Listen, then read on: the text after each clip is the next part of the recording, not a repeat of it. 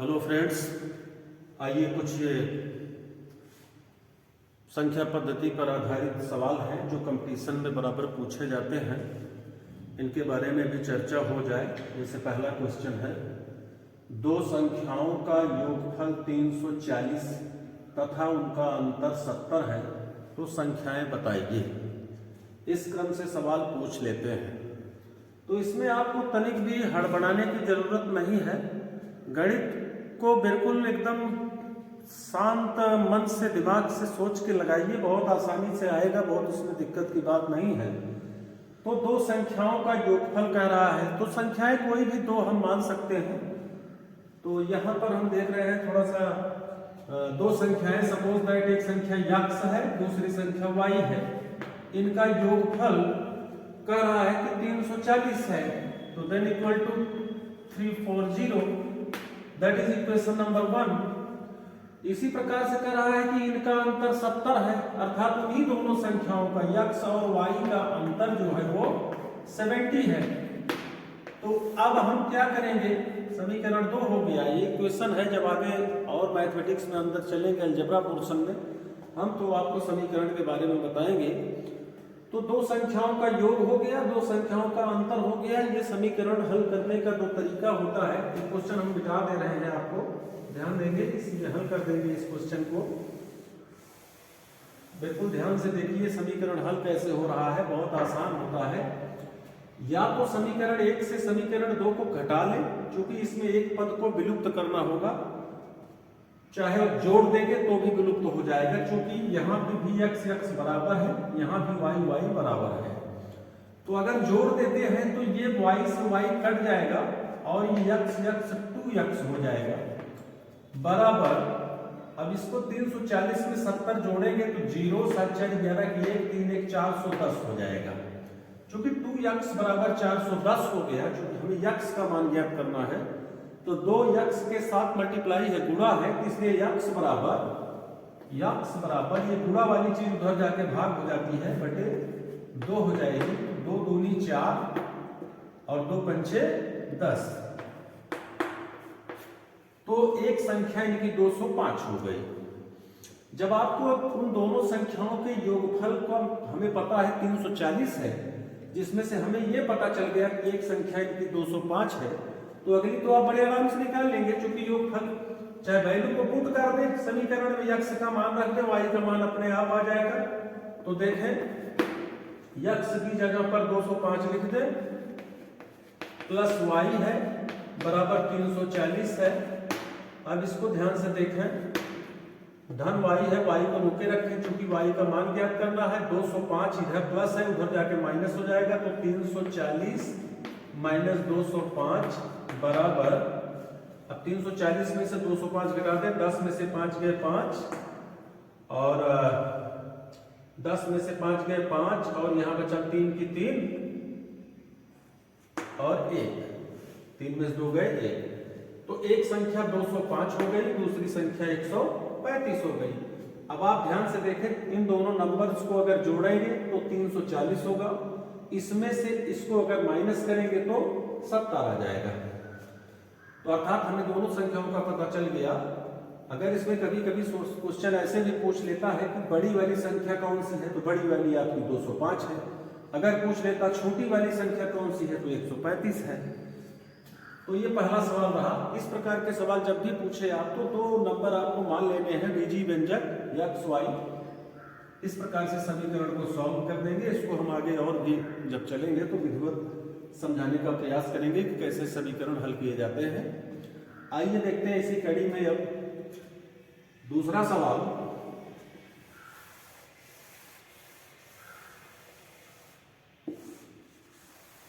दूसरा सवाल यह है कि 4 अंकों की बड़ी से बड़ी संख्या बताएं जिसमें 137 से पूरा भाग लग जाए। 4 अंकों की बड़ी से बड़ी संख्या बताएं। मित्रों याद रखें, अगर क्वेश्चन बना दे कि एक अंक की बड़ी से बड़ी संख्या तो 9 होती है, अगर कह दे कि एक अंक की छोटी से छोटी संख्या क्या होगी, तो 1 होगी। अगर यही क्वेश्चन कर ले कि 2 अंक की बड़ी से बड़ी संख्या क्या होगी, तो 999 होगी। अगर क्वेश्चन कर ले कि दो अंक की छोटी से छोटी संख्या क्या होगी, तो मित्रों याद रखना हमेशा यहाँ 0 बढ़ा देना, डबल 1 मत लिख देना, नहीं तो क्वेश्चन गलत हो जाएगा। ये 2 अंक की बड़ी से बड़ी है, 2 अंक की छोटी से छोटी संख्या है। तो चूंकि क्वेश्चन में कर रहा है कि 4 अंकों की बड़ी से बड़ी संख्या बताएं, तो 4 अंकों की बड़ी से बड़ी संख्या ये हो जाएगी। 4 अंकों की बड़ी से बड़ी संख्या ये हो जाएगी 4 9 हमने बड़े लिख दिए, 4 अंकों की बड़ी से बड़ी संख्या हो गई 9999। अब क्वेश्चन इसी में बना रहा है कि जिसमें 137 से पूरा भाग लग जाए, वह 4 अंक की बड़ी से बड़ी संख्या हमें बताना है जिसमें 137 से पूरा भाग लग जाए। तो अब हम सबसे बड़ी से बड़ी संख्या तो पता लगा लिए हैं, लेकिन अब वो संख्या कौन सी है जिसमें 137 से भाग लग जाए, तो ये पता लगाने के लिए इसको मिटा रहे हैं मित्रों। देखें क्वेश्चन को मिटा रहे हैं। अब 137 का आप इसमें भाग लगा दीजिए, 137 से इसमें भाग लगा दीजिए। तो यहां 999 में भाग लगाएंगे 137 का, तो कितना बार जाएगा? संभवतः 7 बार अगर हम ले जाते हैं तो 7 7 49 की 9, 7 3 21, 21 21 4 25, 7 51 7 2 9, 7 बार जाएगा। 7 7 49 की 9, 7 3 21, 21 4 25, 7 51 7 2 9। 9 में से 9 गए 0, 9 में से 5 गए 4, यहाँ 9 से 9 क्रॉस हो गया, अब उतर गया 9, और 409 में 137 का भाग लगा दे। 409 में 137 का भाग लगाएंगे संभवतः 3 बार, 7 7 49 की 9, 7 3 21, 7 7 49 की 9, 7 3 21 4 25, 7 51 7 2, 7 51 7 2 ज्यादा हो जाएगा, दूनी बार जाएगा, ये दूनी बार जाएगा ना, तो 13 3 39, 7 3 21 नहीं जा सकता है, 3 7 21 में 1, 3 3 9 2 11, 3 3 3 4 याद हो जाएगा, दुगनी बार जाएगा, 2 7 14 की 4, 2 3 6 7, 2 51 2, 274। देखिए भाग सही गया है। इसमें अगर 3 गुना जाते तो 3 7 21 किए, 3 3 9 9 9 2 11 किए, 3 51 3 1 411 हो जाता, ज्यादा हो जाता है, तो दुगनी बार गया है। माइनस कर लें जो शेष बचता है, 9 में से 4 गए, 9 में से 4 गए 5, फिर 10 में से 7 गए 3 1, 135 शेष बच रहा है, ये रिमेनिंग है। अर्थात अगर इस 9999 में 135 नहीं होता, 135 नहीं होता, तो 137 से ये पूर्णतया विभाजित हो जाता। तो अब हमारा उत्तर क्या हो जाएगा? 9999 में से वही जो रिमेन बच रहा है माइनस कर दे, 135, तो 9 - 5 बराबर 4 6 8 9, 9864। 9864 वह 4 अंकों की बड़ी से बड़ी संख्या है जो 137 से पूर्णतया विभाजित हो जाएगी। मित्रों याद रहे, जब इस प्रकार के सवाल पूछे जाए, 4 अंकों की बड़ी से बड़ी संख्या बताइए जो इससे विभाजित हो जाए, तो उसमें आप डिवाइड कर लें, जो शेष बचता है उस शेष को सदैव बड़ी वाली संख्या में से माइनस कर लें। कतई भी जोड़ने का प्रयास ना करें, क्योंकि अगर इसमें से हम 1 भी जोड़ देते हैं, 1 रुपया भी जोड़ देते हैं, तो ये जो 9999 है ये 10,000 हो जाएगा, और ये है संख्या तब छोटी से छोटी में कन्वर्ट हो जाएगी 5 अंकों में। इसलिए सदैव बड़ी से बड़ी संख्या में माइनस करने का प्रयास करें। माइनस कर दिए, ये 4 अंकों की बड़ी से बड़ी संख्या हो गई। आइए इसी क्रम में हम तीसरा सवाल सॉल्व करेंगे, तो अब आपको यह सवाल अच्छे से समझ में आ जाएगा।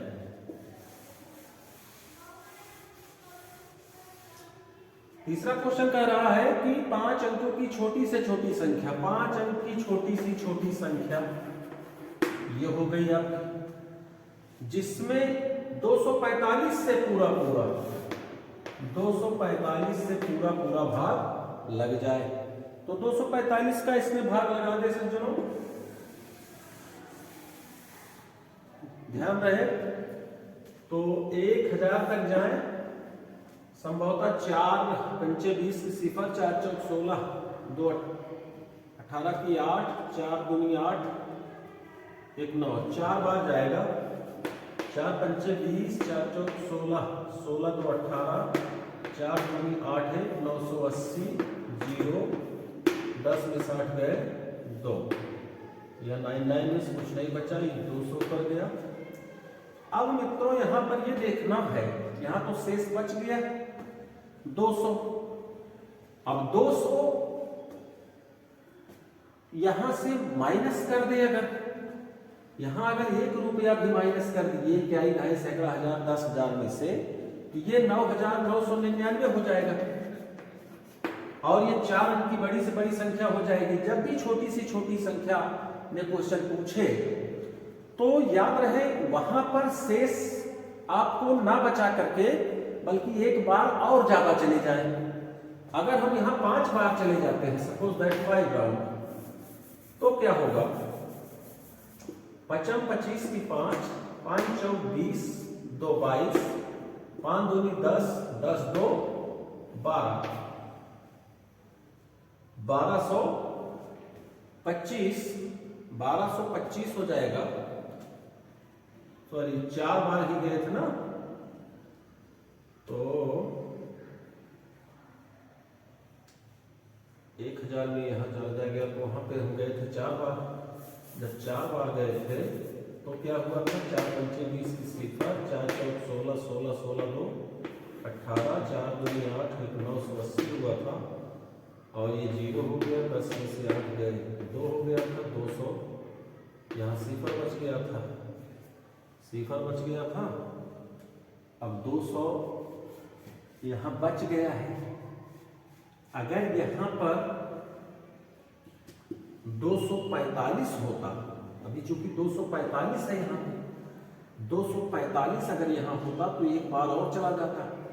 अभी 200 से और 245 में कितना डिफरेंट है?